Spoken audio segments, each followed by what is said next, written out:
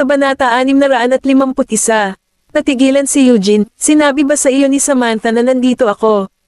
Ibinaba ni Christina ang kanyang tasa at kinutya siya. Matagal nang pinrotektahan ni Samantha ang iba mong babae na si Katrina, pero pinaghihinalaan mo pa siya. Natahimik si Eugene. Tumayo si Christina. Si Samantha ay isang disenteng babae. Ang pag-iwan sa iyo ay hindi kawalan para sa kanya kundi para sa iyo. Pagsisisihan mo ito balang araw, at hindi na kami tutulong ni Yael. Lumabas sila sa katabing kwarto. Gustong makita ni Riley ang kanyang tiyahin at makakuha ng ilang balita ngunit malamang na naroon siya para sa chismis. Huminto sina Maisie at Barbara sa hallway, at pagkaalis ni Riley, dahan-dahan siyang nagsalita. Ikaw ba ang nag-bulgar kay Mrs. Boucher? Oo, pag-amin ni Barbara. Medyo nagulat si Maisie, paano mo nalaman ang ganoong pribadong balita ng Boucher? Kahit ang media ay hindi alam na nanloloko si Eugene, pero alam niya. Siya pa nga ang nagsabi sa kanila na nandito si Mrs. Boucher. Kinulo ni Barbara ang kanyang buhok at ngumiti sa kanya. Kilala ko si Katrina. Nagulat si Maisie. Napasandal si Barbara sa haligi, mukhang stoic. May nakaraan kami, at hindi ako natatakot na sabihin sa iyo.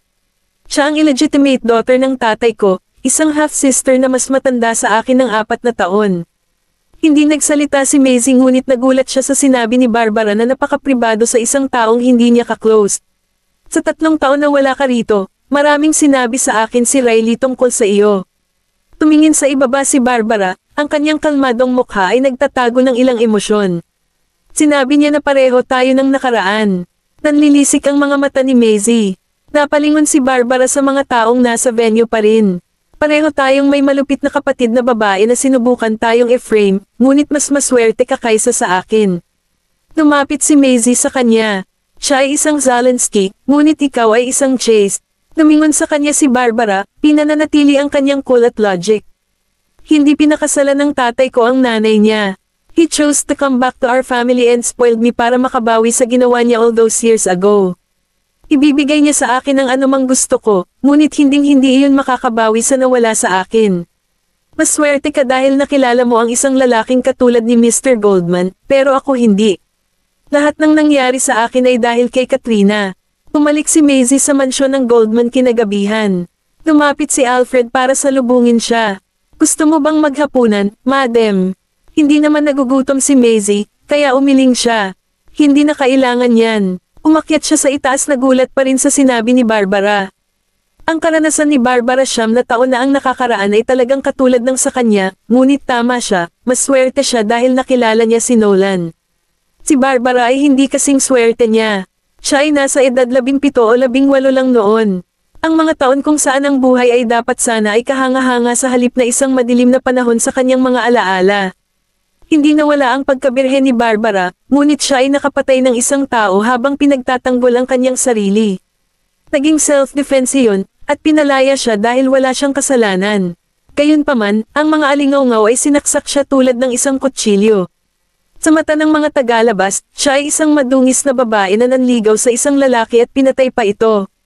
Hindi siya ipinadala sa bilangguan dahil mayroon siyang magandang suporta. Ang mga alingaw-ngaw ay mas masahol pa kaysa sa pagkawala ng kanyang pagiging inosente dahil iyon ay isang bagay na maaaring makasira sa reputasyon ng isang tao. Maaaring pigilan ng kanyang ama ang mga alingaw-ngaw, ngunit pinayuhan siyang umalis sa paaralan. Tinulungan siya ng kanyang ama na palitan ang kanyang pangalan at pinapunta siya sa ibang bansa para mag-aral dahil sa kasalanan. Kabanata 652. Pumalik si Barbara pagkaraan ng ilang taon nang ang mga chismis na iyon ay matagal nang nakalimutan, kaya ang kanyang pangalan na Barbara Chase ay parang ipinanganak na muli. Talagang humanga si Maisie sa pagiging mahinahon ni Barbara. Kung ito ay ibang mga batang babae, at nangyari iyon sa kanila, maaaring pumili sila ng ibang paraan sa labas ng mga chismis. Kahit na mayroon siyang nakaraan tulad ni Barbara, hindi niya masasabi na makakaraos din siya. Kung hindi isinilang si Barbara kung saan siya naruroon, siya ay ipinadala sa bilangguan ng pamilya ng namatay at kailangang mamuhay sa lahat ng pagkakasala. Si Maisie ay nasa malalim na pag-iisip at tumayo sa labas ng pinto. Lumabas si Nolan sa study at nakita siyang nakatayo doon, kaya naglakad siya palapit sa kanya at niyakap siya mula sa likuran. Nakabalik ka na. Napabalik si Maisie sa realidad at biglang nahulog sa kanyang mga bisig. Tumigil si Nolan, dahan-dahang inilagay ang kanyang kamay sa likod ng kanyang ulo. Anong problema? Namiss kita. Isinubsob ni Maisie ang mukha sa dibdib nito. Maamo ang mga mata ni Nolan nang makita ang kanyang kinikilos. Pagkatapos ay itinulak niya ang pinto ng kwarto at dinala siya papasok. Pinaupo siya ni Nolan sa kama, inilagay ang kamay sa gilid ng kama, pagkatapos ay hinawakan siya sa kanyang mga braso habang inilagay ang mukha sa kanyang noo, at sinabi sa mahinang boses, mismo ako agad pagkatapos ko bumalik. May nangyari ba? Napayakap si Maisie sa kanyang leeg. Nolan, maglalako ka ba balang araw? Huminto siya at sumimangot. Bakit naman ako maglalako? Mas sensitive siguro si Maisie dahil sa nangyari ngayon, kaya sabi niya, ang mga mayayamang lalaki ay gustong magkaroon ng ibang babae pagkatapos nilang ikasal. Makakahanap ka ba ng mas bata sa labas kapag nainis ka na sa akin? Hinalikan ni Nolan ang gilid ng kanyang mga mata. Hindi, ikaw lang ang kailangan ko para sa mga pangangailangan ko. Hindi na rin kailangan iyon sa prinsipyo. Pinaikot ni Maisie ang daliri sa kurbata nito. Hindi ka ba magsasawa, natutulog lang kasama ang isang tao? Kung ikukumpara sa mga ligaw na bulaklak doon, idiniin ni Nolan ang kanyang daliri sa kanyang mga labi at tumingin sa kanya na may nagbabagang tingin, mas gusto ko ang rosas na ito sa bahay. Tumawa si Maisie. Sinasabi mo lang yan. Mabuti ba ang pakiramdam mo? Samandal siya, at samandal din si Maisie, mukhang nahihiya. Ngunit ang kanyang mga mata ay nakangiti. Oo, mas mabuti ang pakiramdam ko kahit ano pa ang sabihin mo. Sinadya niyang sabihin, paano kung ginawa ko ito? Tinagat niya ang kanyang labi. Ang pangit mo. Kinabukasan, sa Seoul. Tinapos ni Maisie ang trabaho niya at nahiga sa desk, pagod. Biglang pumasok si Riley. May hawak siyang magazine at tumakbo papunta sa kanya. Malaking balita, pangunahing balita. Pagod na itinaas ni Maisie ang kanyang ulo ngunit agad na naging alerto nang makita niya, Eugene Boucher bringing his me address to the gem hunting event. Umupo siya ng tuwid at kinuha ang magazine. Bakit biglang nag-uulat ang media tungkol dito? Wala akong ideya, marahil dahil may tumawag sa kanila. Naglakad si Riley sa rocking chair at umupo, bahagyang umindayog. Nabalitaan ko na hindi ito ang unang pagkakataon na nanloko si Eugene Boucher. May ilan pa bago nito, at isa lang si Katrina sa mga bago niyang kasintahan. Hindi mo ba naitanong sa tita mo? Hindi sasabihin sa akin ng tita ko. Magtatanong ako sa paligid. Napakakaunting tao ang nakakaalam tungkol dito, ngunit ngayong nalantad na ito, hindi na ito matatakpan. Sabi ni Riley. Tiningnan ni Maisie ang magazine sa kanyang kamay, hula niya na si Barbara ang tanging tao na maglalakas loob na ilabas ang balita tungkol sa kasintahan ni Eugene. Sa Boucher Manor. Inihagis ni Elder Master Boucher ang magazine kay Eugene. Sinabi ko sa iyo na mag-lay low, at sa halip ay binigyan mo ako ng isang iskandalo. Kabanata 653. Kumalaw ang panga ni Eugene, ngunit hindi siya naglakas loob na magsalita. Ibinaba ni Christina ang tasa ng tsaa. Dad, huminahon ka. Paano ako makakalma? Kumatok si Elder Master Boucher sa mesa. Ang isang mahusay na babae tulad ni Samantha ay ikinasal sa iyo ng higit sa 30 taon, at gaano kalaki ang kanyang isinakripisyo para sa pamilyang ito, kay Francisco, at sa iyo. Maaari kang sumama sa ibang babae, ngunit dapat mong laging tandaan na mayroon kang asawa at anak sa bahay. Nirelax ni Eugene ang kanyang kamao at sumimangot. Christina, inilantad mo ba ito? Huminto si Christina, saka sinabi sa seryosong boses. Sa tingin mo ginawa ko ito? She looked stoic at hindi nag-atubili. Kung gusto kong gawin ito, bakit ko sinabi ang lahat ng iyon sa auction? Isa ako sa mga Boucher, at responsibilidad kong protektahan ang ating reputasyon. Natarante si Eugene. Sa sandaling iyon, pumasok si Samantha sa pintuan na may light makeup at simpleng damit, walang maningning na alahas, Dad, Christina. Mas kalmado ang itsura ni Elder Master Boucher nang makita niya si Samantha. Samantha, kukuha ako ng pipigil sa balita. Huwag kang mag-alala, sisiguraduhin kong malilinaw ito ni Eugene. Matagal nang sumuko si Samantha, kaya inilagay niya sa desk ang hawak niyang dokumento. Narito talaga ako para sabihin sa iyo na nagpasya akong hiwalayan si Eugene. Natigilan si Elder Master Boucher, at maging si Christina ay nagulat. Alam niyang gustong makipaghiwalay ni Samantha, pero naisip niya na galit lang ito at hindi ito seryoso. Ang pinaka nagulat na tao ay si Eugene. Tinitigan niya si Samantha, malabo ang ekspresyon. Gusto mo ng divorce, hindi siya nilinga ni Samantha. Oo, pagod na ako after 30 years of marriage. Nasa hustong gulang na si Francisco, at iginagalang niya ang aking desisyon. Si Elder Master Boucher, na tahimik, ay bamhantong hininga. Hahayaan ko kayong mag-usap tungkol dito. Hindi ako makikialam. Pinulot niya ang kanyang tungkod at tumayo, pagkatapos ay tinulungan siya ni Christina sa itaas. Lumapit si Eugene sa kanya, mukhang mabangis. Gusto mo ng hiwalayan, Sam? Wala kang kabuluhan kung wala ang Boucher. Wala akong kwenta kung ipagpapatuloy ko ang pagiging asawa mo. Walang ekspresyon si Samantha, hindi katulad ng maamo niyang tingin noon. Nakita ni Eugene na seryoso siya kaya kumalas ito sa pagkakahawak sa kanya. Ikaw, Eugene Boucher, kung alam kong ito na ang katapusan, hindi na sana kita pinakasalan. Dapat ay nakita ko na ang side mo ng mas maaga. Pinawi ni Samantha ang kanyang kamay at iniabot ang panulat sa kanya.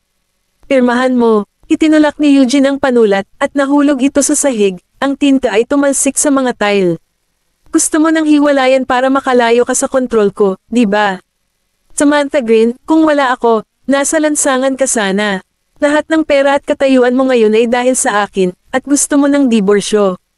Hinawakan niya ang buhok nito at hinayla palapit sa kanya. Hindi ba't pinakasalan mo ako dahil sa kung sino ako? Tinulak siya ni Eugene sa sahig. Tumama ang palad ni Samantha sa sulok ng mesa, at napunit ang kanyang balat, tumalsik ang dugo sa kanyang manggas. Bahagyang nawala ang galit sa mukha ni Eugene nang makita niya ito. Mukhang maglalahad siya ng kamay para tulungan ito, pero nadapa ito habang tumatawa. Natigilan siya. Bakit ka tumatawa? Nanghingi na ba ako ng pera sa iyo nitong mga nakaraang taon? Ikaw ang nagbigay sa akin ng lahat ng alahas at mga branded na gamit. Puno ng luha ang mga mata ni Samantha, ngunit hindi ito bumagsak. Pirmahan mo na ang diborsyo. Wala na akong ibang gusto pa. Kabanata 654. Tumalikod si Samantha at huminto sa harap ng ballpen, kinuha ito, at inilagay sa desk. Nakapirma na ako sa mga papeles. Kung hindi ka pumirma, kakausapin ko si Dad. Ayokong dalhin ito sa korte para maiwasang maapektuhan ang ating reputasyon. Bibigyan kita ng 3 araw. Masakit ang hiwa sa palad niya kaya namanhid ito, at tumulo ang dugo sa tiles na parang bulaklak. Iniwan niya ang Boucher nang hindi lumilingon, iniwan ang lahat. Sa ospital, tinulungan ng nurse si Samantha na tahiin ang sugat niya at binalutan ito.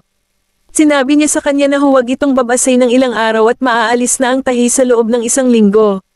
Tinampot ni Samantha ang kanyang bag at lumabas ng kwarto ngunit doon nabangga sina Riley at Maisie. Nakilala agad siya ni Maisie. Siya ang babaeng nagligtas kay Kennedy noong 1 araw, ngunit bago pa siya makapagsalita, biglang tumawag si Riley, Tita Samantha. Ngumiti si Samantha at naglakad palapit sa kanila. Ikaw. Pagkatapos ay napansin niya si Maisie at may sasabihin sana, ngunit nabigla si Riley. Nasaktan ka ba? Huminto siya at tinago ang kamay. Ayos lang ako. Nahulog lang ako at nagasgas ang balat. Kaibigan mo ba ito? Hinayla ni Riley si Maisie at ipinakilala. Oo, best friend ko siya, si Maisie. Napangiti si Maisie. Hindi ako nagkaroon ng pagkakataon na magpasalamat sa iyo noong 1 gabi. Anong nangyari noong 1 gabi? Tumingin si Riley, nalilito. Ngumiti si Samantha. Ginawa ko lang ang tama. Kamusta na ang lalaking iyon? Ayos lang si Uncle Kennedy. Nagpahinga siya saglit at okay na siya. Sagot ni Maisie, at naintindihan ni Riley kung tungkol saan iyon. Kaya, ang babaeng tumulong kay Kennedy ay si Samantha. Pagkatapos ng kanilang pag-uusap ay nagpaalam na si Samantha na mukhang pagod ang mukha sa buong pag-uusap. Pinagmasdan siya ni Riley na pumasok sa elevator at nagsimulang makaramdam ng galit, mapakasama ng panlasa ni Uncle Eugene. Paano niya iiwan ang isang mabait at maamong babae at sa halip na ng babae? May mga taong masama lang talaga ang panlasa. Hindi inaasahan ni Maisie na siya pala ang asawa ni Eugene at nagsimulang maawa sa kanya. Lahat ba ng lalaking may asawa ay magiging magkapareho? Nagsimulang mag-alala si Riley. Kung ganoon ang kaso, mas gugustuhin kong hindi na magpakasal. Napakunot naman ng noo si Maisie. Huwag mong isipin na wala ng mabubuting lalaki sa mundo dahil sa isang masamang mansanas. Pinunasan niya ang kanyang noo at sinabing, iyan ay dahil si Mr. Goldman ay isang mabuting tao. Nakarating sina Maisie at Riley sa kwarto ni Kennedy na may pananghalian. Nang makita niya sila, ngumiti siya, salamat sa pag-aalala tungkol sa akin. Sabi ni Riley, sinabi ni Maisie na wala kang pamilya sa Baseburg at nag-aalala na baka mainip ka sa ospital. Ngumiti ulit si Kennedy, sumama si Maisie. Kung kasal si Tio Kennedy, hindi ko na kailangang mag-alala tungkol sa kanya bilang isang anak na babae. Walang magawa si Kennedy. Sino ang magpapakasal sa isang tulad ko?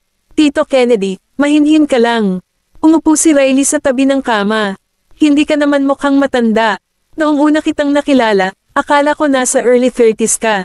Hindi naman talaga mukhang matanda si Kennedy. Nasa 40s na siya, pero hindi naman siya nakakalbo o malaki ang tiyan o kahit mukhang wala sa hugis tulad ng ibang lalaki na kaedad niya. Siya, si Erwin, at si Strix ang mga lalaking nagiging mas matipuno habang tumatanda sila, parang red wine, lalong sumasarap habang tumatagal. Kabanata 655. Siyempre, kapag ang mga lalaki ay umabot sa isang tiyak na edad at nais pa ring manatiling maayos, mangangailangan ito ng maraming disiplina sa sarili. Ang mga lalaking malaki ang tiyan ay kadalasang nakukuha ito sa madalas na pag-inom, pagkakaroon ng stress habang nagtatrabaho, at hindi nag-eehersisyo. Higit pa rito, kadalasang mas gusto nila ang mamantika na pagkain, kaya magiging makabuluhan ito kapag sila ay tumaba. Ilang oras silang kasama ni Kennedy bago umalis. Naglakad si Riley papunta sa kotse at biglang nagsabi, "Bakit sa tingin mo hindi nagpakasal si Tio Kennedy?" Pinuksan ni Maisie ang pinto. "Paano ko malalaman?" Nakaupo siya sa kotse habang si Riley ay sumakay sa passenger seat, isinuot ang kanyang seatbelt, at sinabing, kung nagpakasal si Tita Samantha sa isang tulad ni Uncle Kennedy, malamang na magiging masaya siya. Nilinggan siya ni Maisie at tumawa. "Dapat alalahanin mo muna ang sarili mo." Nagpatikip ng bibig si Riley. Maya-maya pa ay nagsimula ng humandar ang sasakyan, may biglang bumangga sa kanila mula sa likuran. Nanginginig ang kanilang sasakyan, na nagpabalik kay Maisie sa nakakatakot na pangyayari 3 taon na ang nakararaan. Napahawak siya sa manibela kasama ang kanyang mahal na buhay at hindi alam kung ano ang gagawin.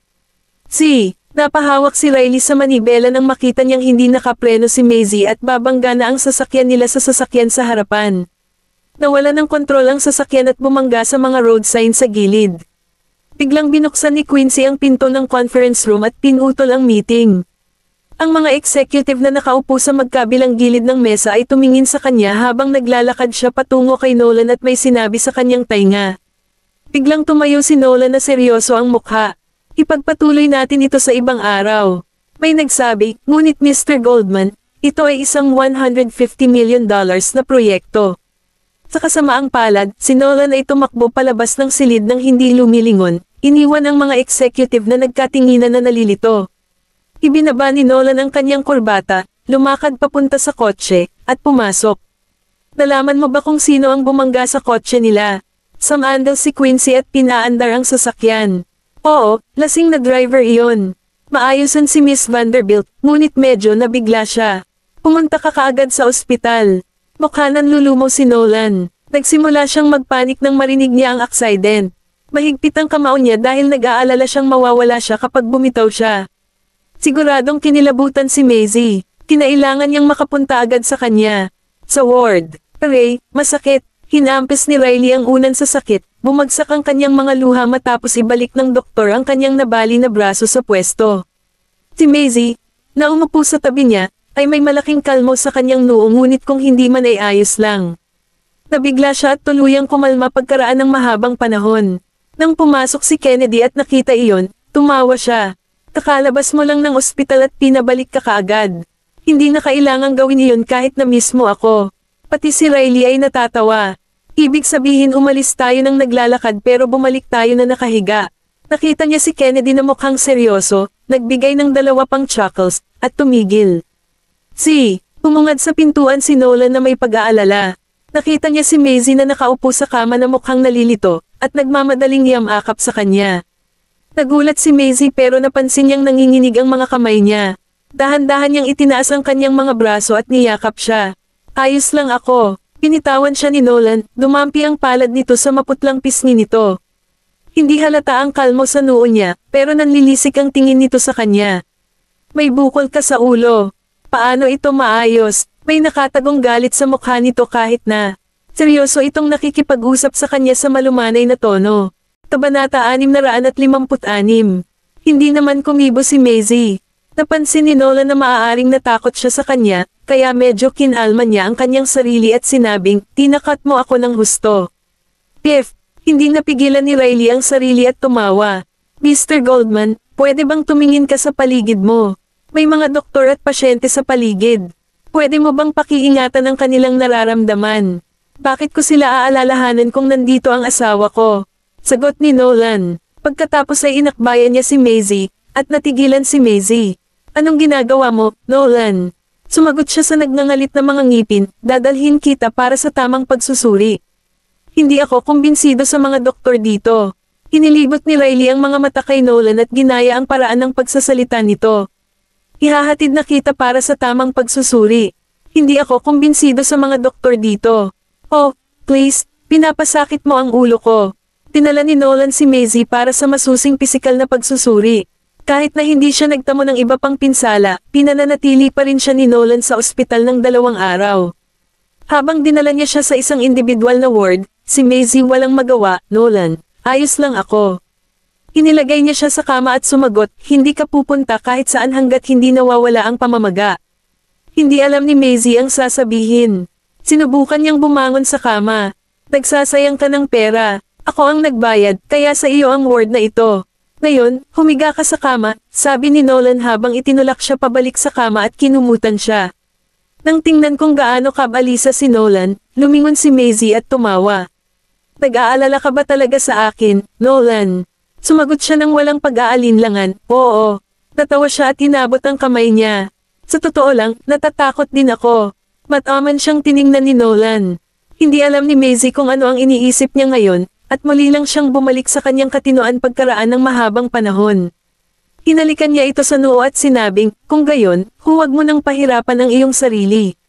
Bakit hindi sumama si Quincy sa iyo? Siya ay nasa istasyon ng pulisya na nag-iimbestiga sa insidente, sagot ni Nolan. Hinaplos niya ang buhok nito, at kitang-kita ni Maisie ang sariling refleksyon sa malalalim na amber nitong mga mata. Ang lalaki ay lasing sa pagmamaneho at bumangga sa likuran ng kanyang asakyan. Amoy alak siya nang lumabas siya ng sasakyan. Buti sana kung lasing siya sa pagmamaneho, pero paano kung hindi? Para bang nakikita ni Nolan sa kanyang mga mata ang pag-aalala at pangamba sa kanyang isipan, sumagot siya, huwag kang mag-alala.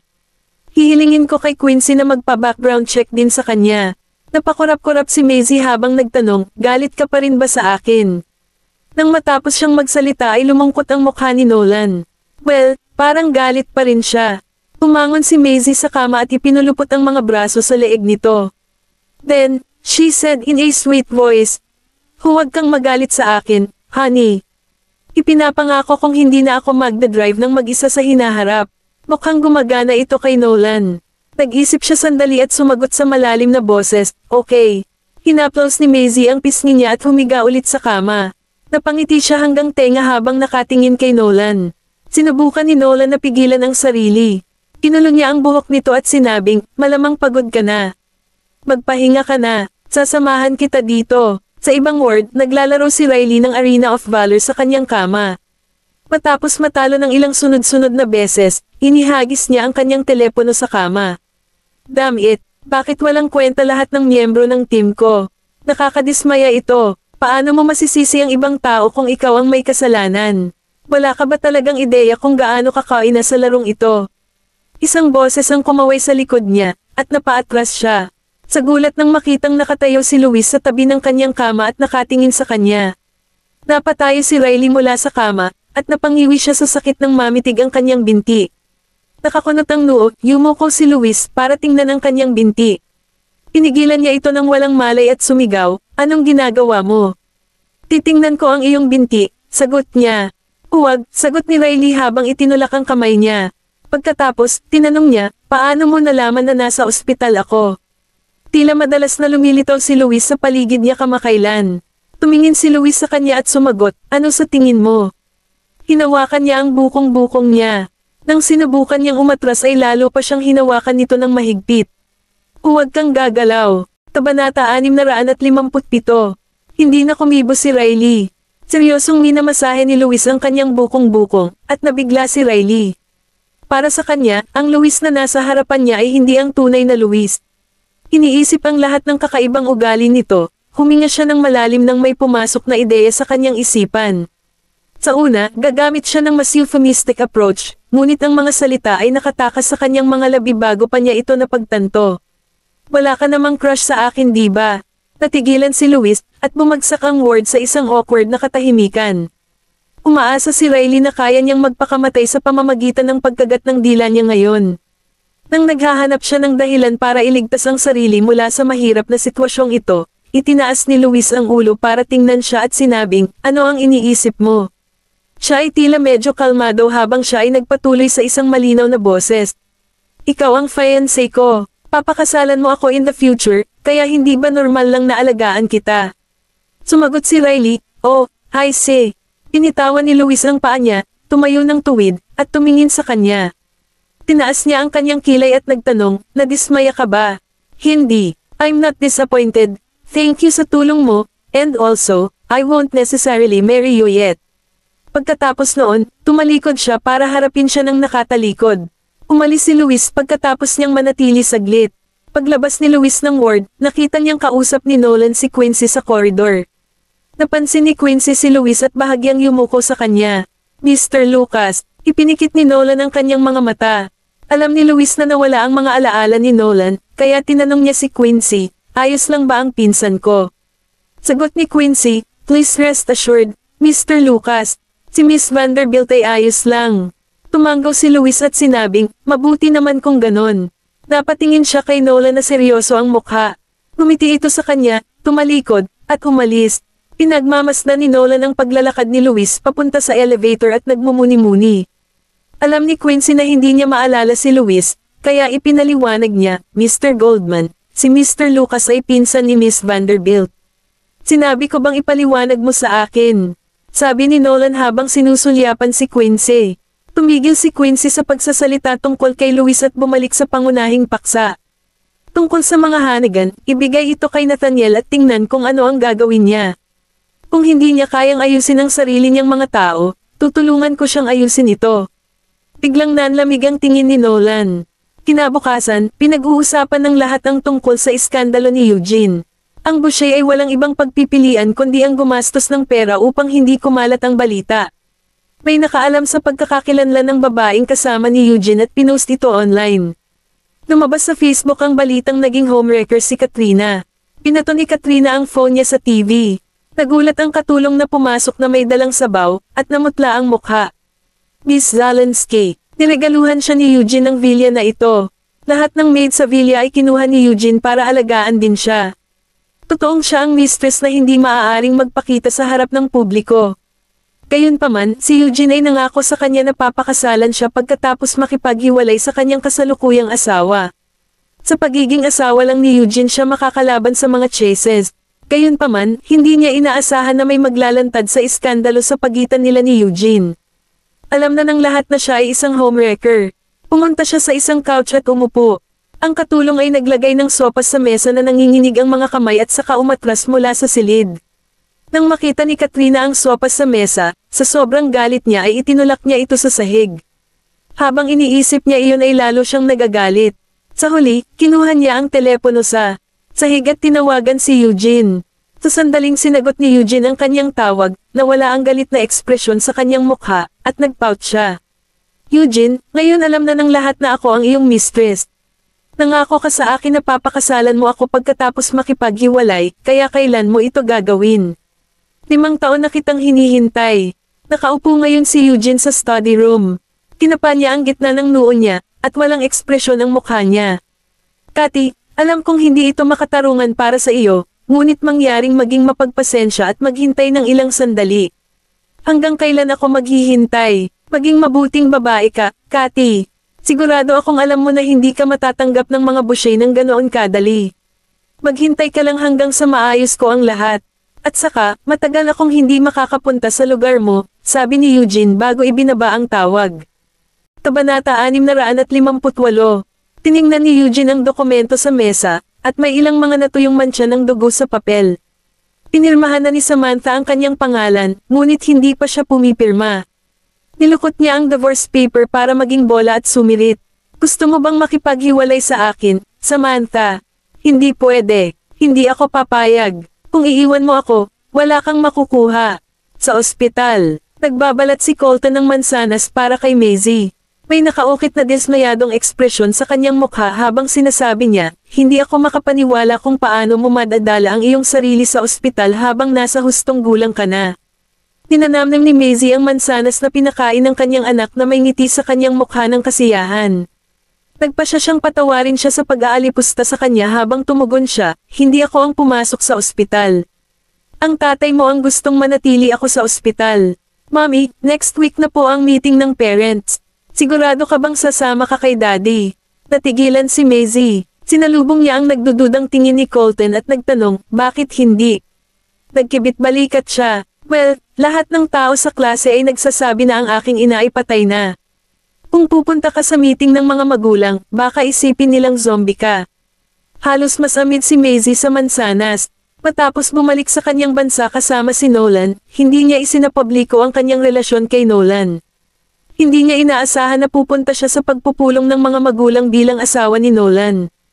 Alam ng lahat sa Baseburg na sila ni Nolan ay naghiwalay na. Ang ilan sa kanila ay nagsabi pa na siya ay namatay sa isang aksidente sa sasakyan 3 taon na ang nakalilipas. Para naman kina Colton at Daisy. Hinaplos ni Maisie ang kanyang ulo at sinabing, I'm sorry, Colton. Hindi ko isinapubliko ang relasyon namin ng tatay mo dahil nawala na siya ng alaala, ayokong istorbohin siya ng mga paparazzi na iyon. Tumanggaw si Colton at sinabing, sa kasong ito, sa tingin ko ay hindi ka dapat pumunta sa pagpupulong ng mga magulang, Mommy. Si Daddy lang ay sapat na. Hindi pwede. Tumingin sa kanya si Maisie, maraming beses na akong uma-absent sa mga pagpupulong ng mga magulang, kaya kailangan kong pumunta sa pagkakataong ito.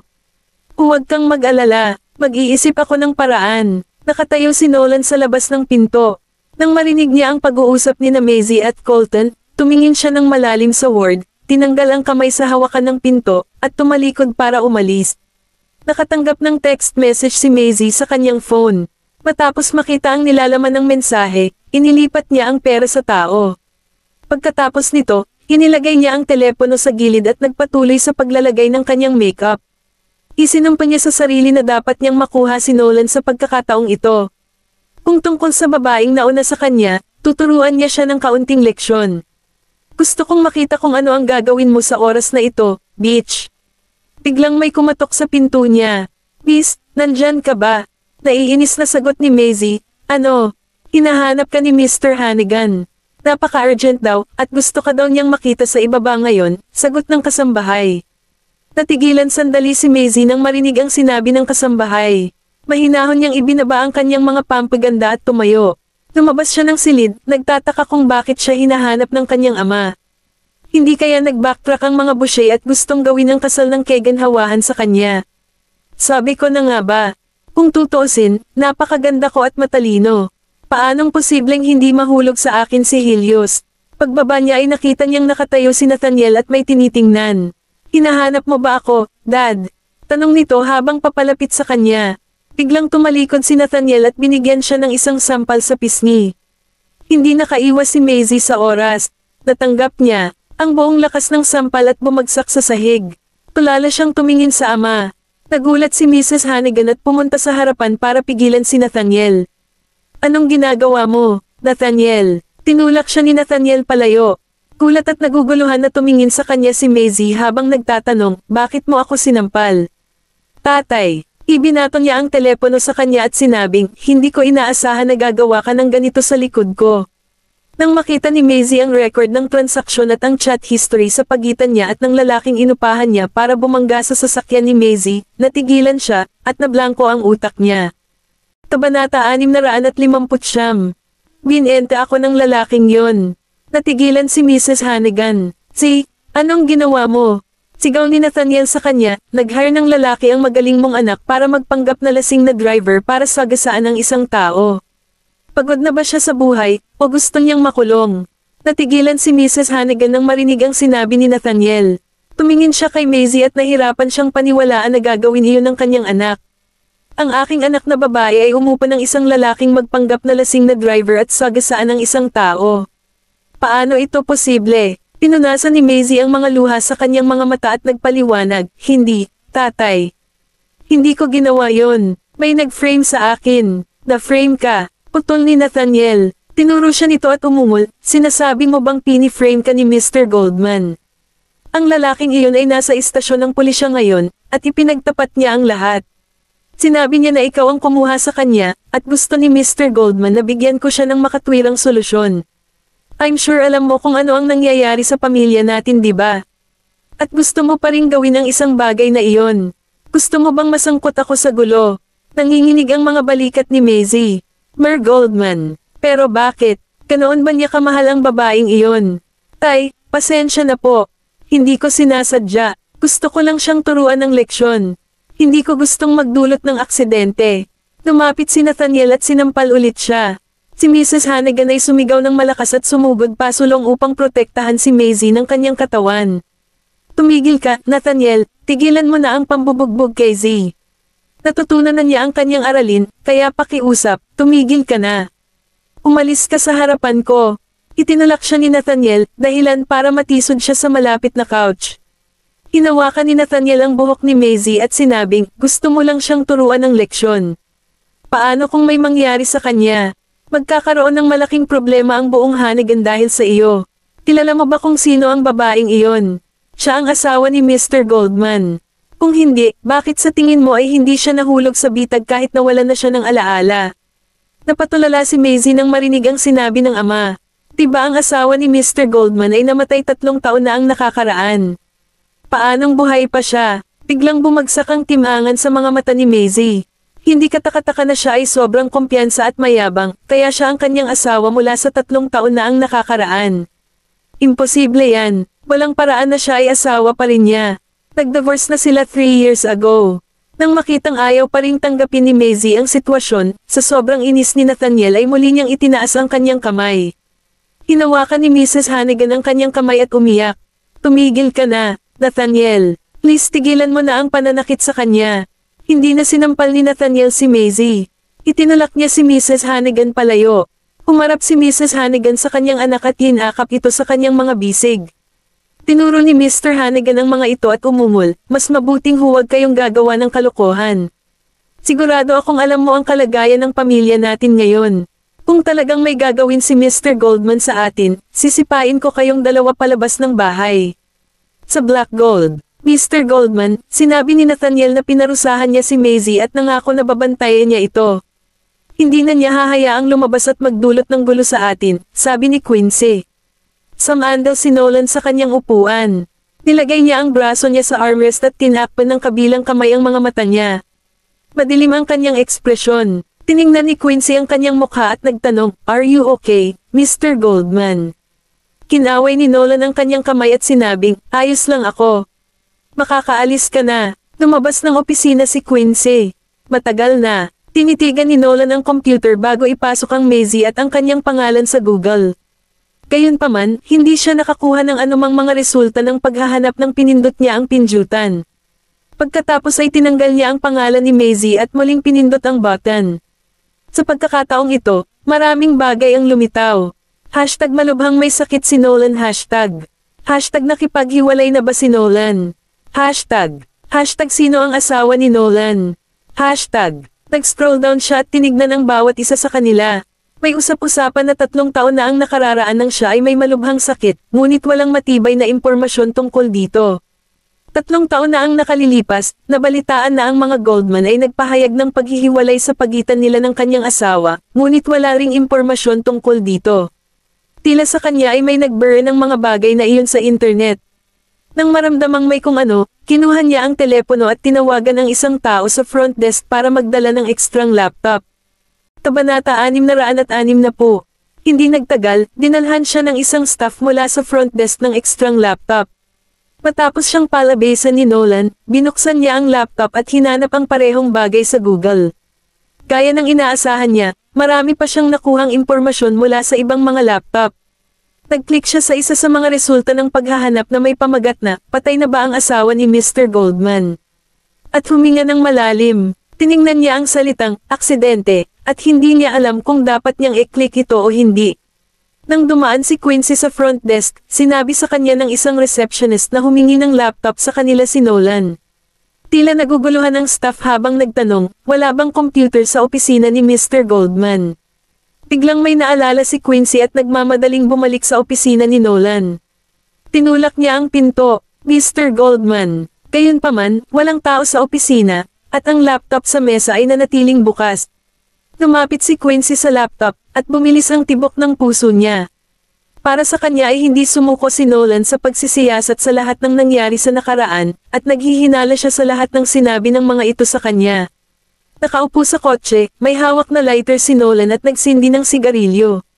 Hindi niya alam kung kailan niya nakuha ang ugali, pero alam niyang matagal na niya itong ginagawa. Ang usok ay nagpalabo sa kanyang paningin. Muli niyang ibinaba ang bintana at nag-isip ng malalim. May nakalimutan talaga siya. Totoo ang aksidente 3 taon na ang nakakaraan. Inakala ng media na ang kanyang asawang si Maisie ay namatay sa aksidenteng iyon, at maging ang kanilang diborsyo ay nalaman ng media. Gayunpaman, nakalimutan niya ang tungkol dito. Sigurado siyang hindi sinabi ni Maisie sa kanya ang lahat para sa kanyang ikabubuti. Ayaw niyang isapubliko ang kanilang relasyon dahil ayaw niyang maabala ang ibang tao sa kanya, ngunit ano ang magagawa niya para sa kanya?